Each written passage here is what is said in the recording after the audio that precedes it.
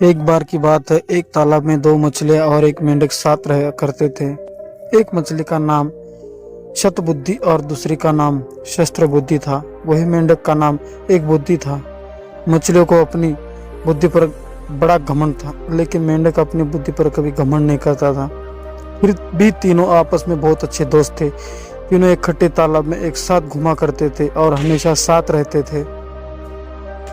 जब भी कोई समस्या आती तो तीनों साथ मिलकर उससे निपटते थे। एक दिन नदी के किनारे से मछुआरे जा रहे थे। उन्होंने देखा कि तालाब मछलियों से भरा हुआ है। मछुआरों ने कहा, हम कल सुबह यहाँ आएंगे और बहुत सारी मछलियाँ पकड़ कर ले जाएंगे। मेंढक ने मछुआरों की सारी बातें सुन ली थी। वह तालाब में मौजूद सभी की जान बचाने के लिए अपने दोस्तों के पास गया। उसने शतबुद्धि और शस्त्र बुद्धि को मछुआरों की सारी बातें बताई। एक बुद्धि मेंढक ने कहा, हमें अपनी जान बचाने के लिए कुछ करना चाहिए। दोनों मछलियां कहने लगी, हम मछुआरों के डर से अपने पूर्वजों की जगह छोड़कर नहीं जा सकते।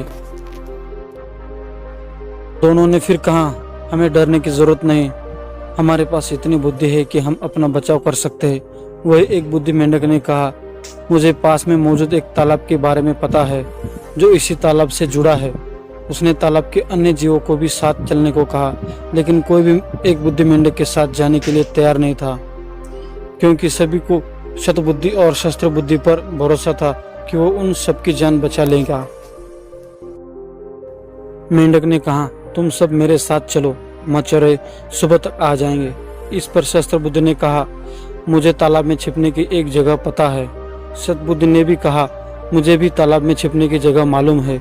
इस पर मेंढक ने कहा, मछुआरों के पास बड़ा जाल है, तुम उनसे नहीं बच सकते हो। लेकिन मछलियों को अपनी बुद्धि पर बहुत गुमान था।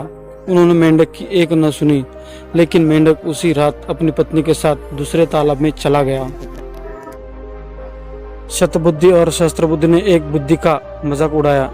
अब अगली सुबह मछुआरे के पास अपना जाल लेकर वहां आज पहुंचे। उन्होंने तालाब में जाल डाला।